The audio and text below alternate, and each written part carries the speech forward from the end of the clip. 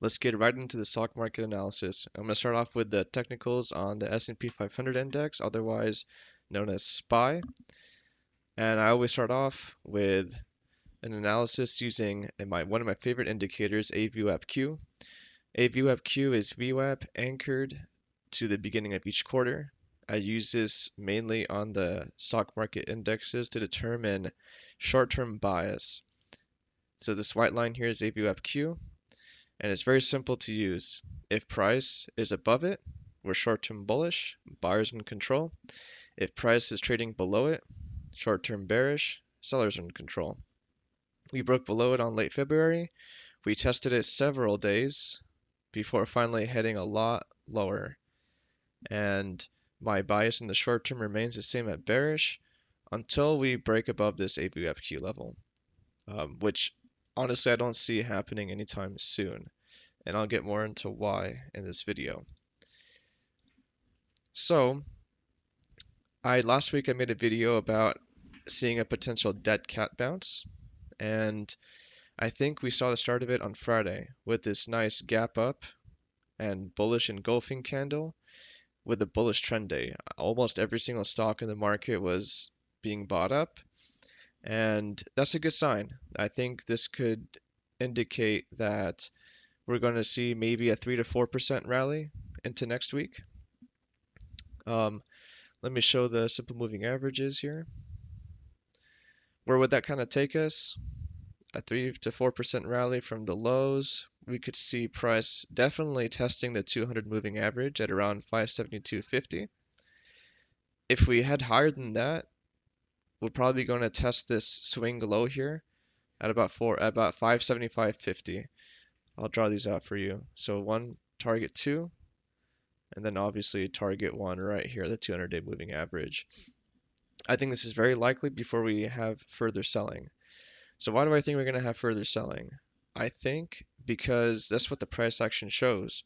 We've had several dips since the start of this bull market in 2023. If I go back in the charts, we had our first 10% drawdown back in late 2023, so July 2023 all the way to October 2023. And look how the price action of this dip. It wasn't just straight down selling like we saw. It's down to the 100 moving average, finds support, breaks a 50, breaks below the 50, finds support at the 200 day, bounces, breaks below the 200 day briefly, and recovers it. Look at this bounce we had in early 2024 in April. Breaks down below, finds support at the 100, bounces up, breaks the 50, makes a new high. In July, market finds support at the 150-day moving average. We bounce off it very aggressively, breaks the 50-day moving average, tests the 100-day moving average again before moving higher again. And every dip after that has been bought at one of these moving averages, except for this one here. This one, I mean, it looked like in the moment it was going to bounce off the 150 here. It didn't. The next day was just a bearish engulfing. Slashes through. It looked like we're going to bounce off the 200-day moving average. No, we just end up slashing through with the gap down. I mean, we gap down below the 200-day moving average. That is not a strong indication at all. And I think as traders and investors, we need to respect these kind of things and be adaptive and not trying to, have copium or anything like that. If I show the volume here, look at the volume on the sell-off. I mean, it's going up. It's active participation in the selling, in this de-risking, in this market environment. So when the price action shows high volume on the way down, it slashes through the 200-day moving average like this. Usually it's always an indication, I'm not saying a recession or bear market, but it's an indication of at least a 15 to 20% drop in the markets. I'll show you for an example. Specifically in Trump's first term in 2018, this was the trade tariff war between China and the US. Look how we sell down very aggressively on increasing volume and we slash below 200-day moving average. Yeah, we have a small relief rally. I bet you this rally is about 3 to 4%. Yep, 3.3% before we continue heading lower. This bottom point here with the total drop of 11% from the all-time highs. And it stayed consolidating this area before finally breaking below and doing a complete 20% drop in the markets and then recovering.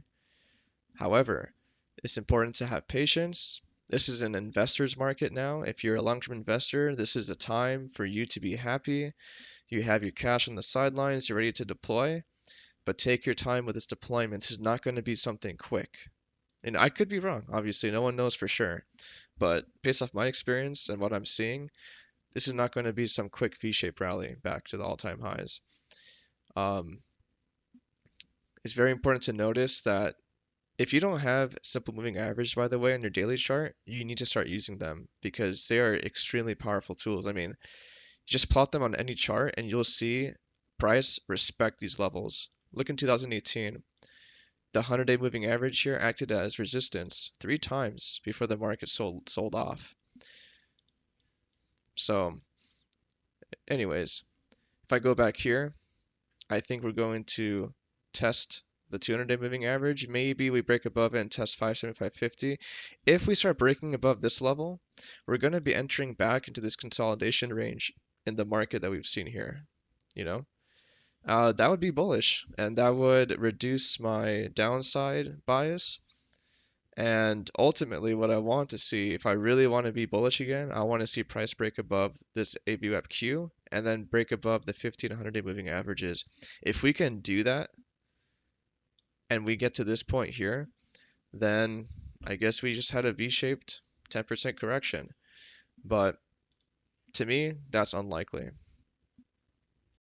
I did also want to point out that although I'm bearish in the short term, I am still bullish in the long term because I still think we are in a bull market. And I think that because the 50-day moving average in blue is above the 150-day in green. They were still sloping up. That hasn't been changed, even though the 50 is starting to slope down. In order for me to switch to bearish in the long term, I need to see the 50-day moving average cross below the 150 like this and have the 150 start pointing down. Once I see that, then I'm going to start being bearish in the long term as well. That could be a possible kind of recessionary economic period. But until then, I remain bullish. Yeah, maybe I'm a bit neutral because we broke below the 200-day moving average. But again, like in 2018, we can still recover it. I mean, these moving averages take time to play out. See how the 50-day crossed below the 150? It didn't take until maybe around here, which would be January 2019, to start kind of seeing the sloping down on both ends. But yeah, so these things take time. As I'm an investor as well, and the way I'm doing this is I have price targets down at the 10%, 15%, 20% correction levels. I have cash on the sidelines. I've deployed 50% of my cash into my portfolio for long-term investments, which I'll show later in this video. And I'm planning on keeping the rest of my cash and adding a quarter of that. 25. So if I have 50% cash left. Half of that I want to add on the 15% drop if we get one, and then a 20% drop if we get one. And then I'm hoping by that time I'll have saved enough money to have a new cash stack in case we start heading lower than that. If you're trading, obviously, try to have trades that are more biased towards the downside, like selling covered calls on your shares. Shorting is very difficult, but if you're an experienced trader, go for it.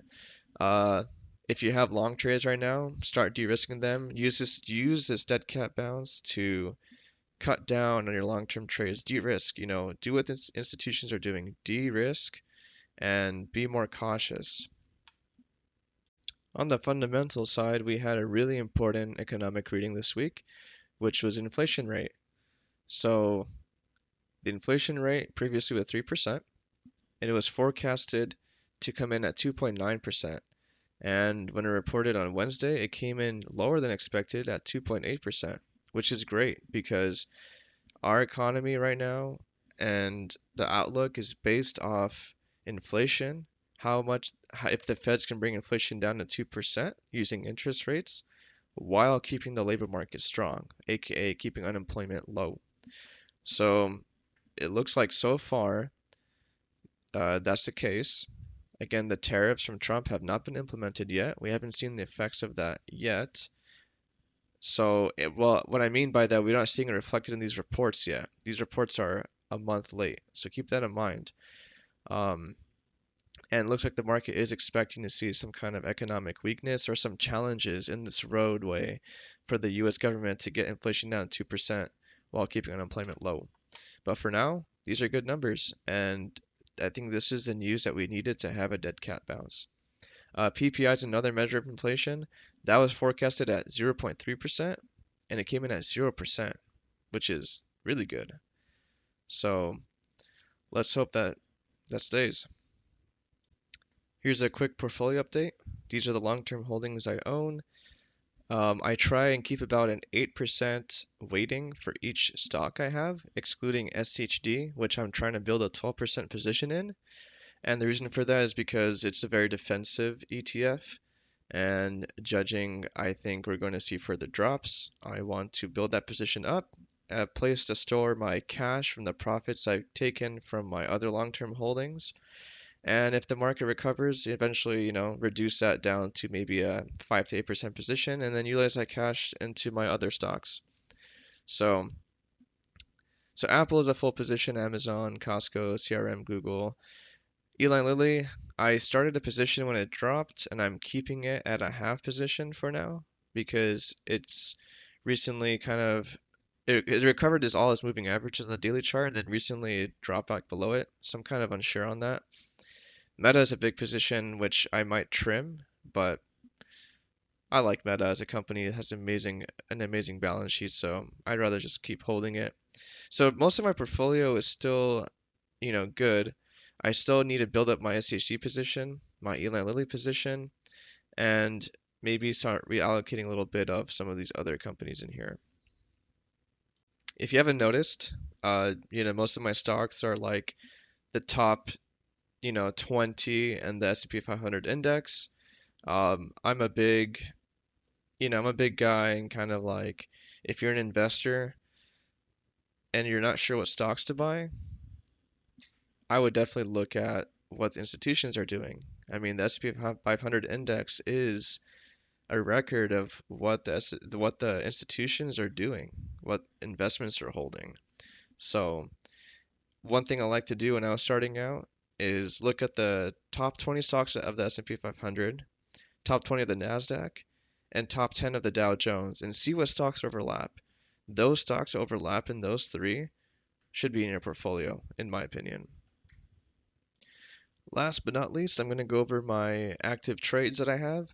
If you didn't know, I run a Discord server called Market Victor. It's completely free. It's designed to help investors and traders become profitable. For investors, I have a valuation database where I track 30 to 40 stocks that have amazing balance sheets, and I give you fair valuation estimates every time they report earnings, which I guess I can show just a little bit here, for example, you know, with some more details on the side. And for traders, I post buy and sell signals, which usually I try to show the results of these in these weekly videos, but I think I'm gonna make a separate video for those so I can, spend more time kind of going over them. And in addition, I also post all my trades live. I'm completely transparent about my trades. When I say I'm profitable, I really mean it. I'm not lying or trying to get any money. Again, the server's free. I'm not making any profit. I make money from my trading. I'm trying to help people. Yeah, maybe eventually if I get a big enough following, I'll start charging, but for now, I'm going to keep it free. So here's my trade summary. Every week I post one for my members.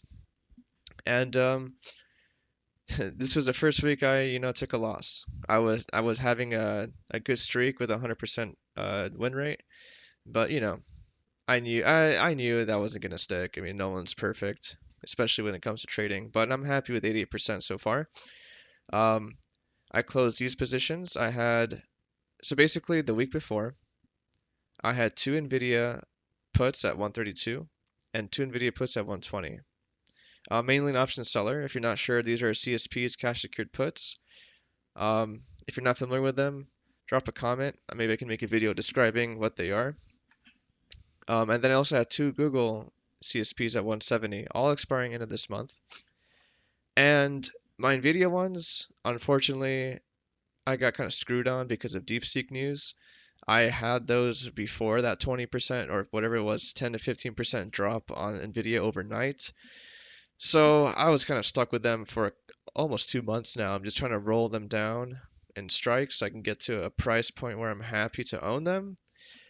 But unfortunately, on my 132s, I was not able to get the strike down past this unless I wanted to roll my expiration out to like June, which I don't want to do.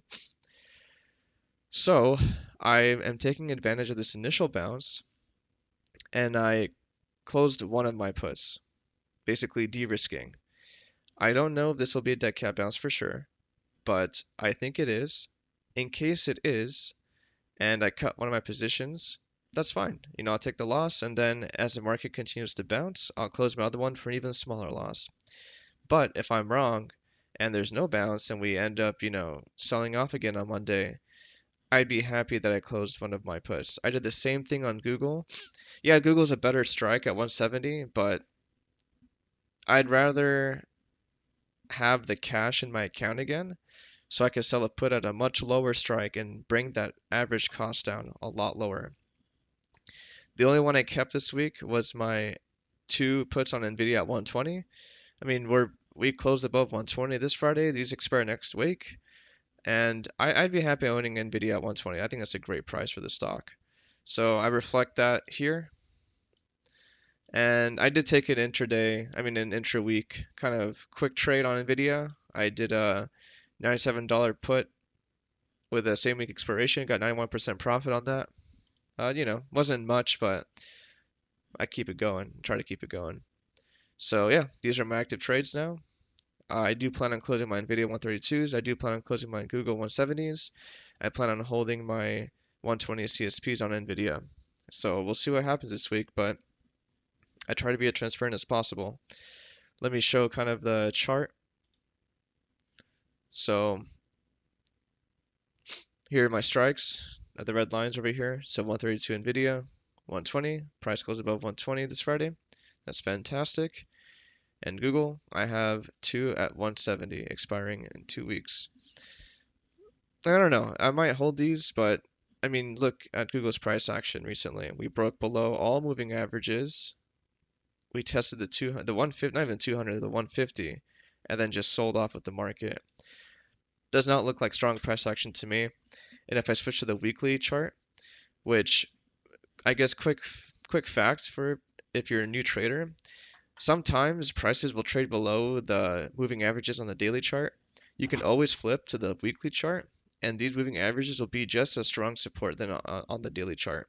So, I mean, this is a COVID drop. I mean, it literally Google held and bounced off the 200 weekly moving average.